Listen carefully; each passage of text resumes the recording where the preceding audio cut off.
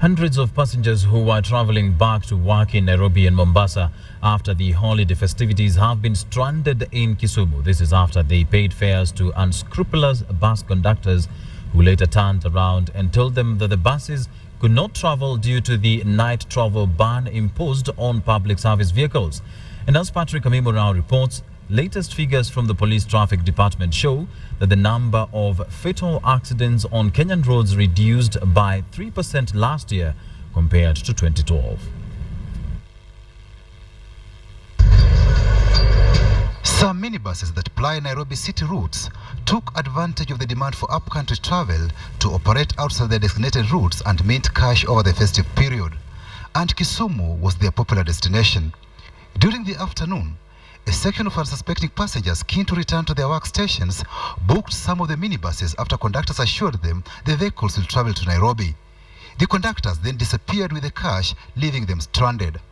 The Ministry of Transport has imposed a ban on night travel for public service vehicles as one strategy of reducing road carnage. Na ninaenda Mombasa.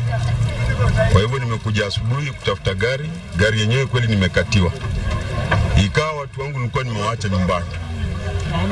Kufika hapa naambiwa gari itatoka, niite watu wangu waje. Sasa hii jioni tunaambiwa gari iende, tunalala hapa paka asubuhi. The latest figures from the Traffic Police Department shows the number of fatal accidents reduced by 3% last year when compared to same period in 2012.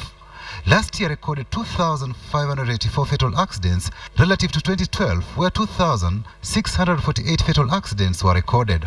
However, the total number of persons killed increased by 2% last year compared to 2012. Last year, a total of 3,191 people were killed on Kenyan roads compared to 3,141 who were killed in 2012.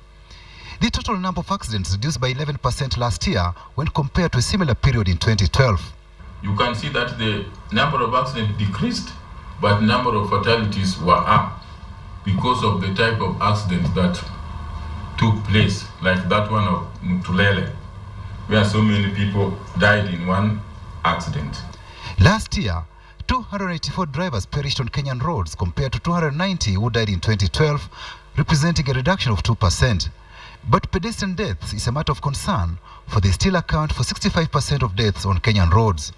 What we can tell pedestrians is that they should not avoid the designated places which have been made for them to use, for example, footbridges.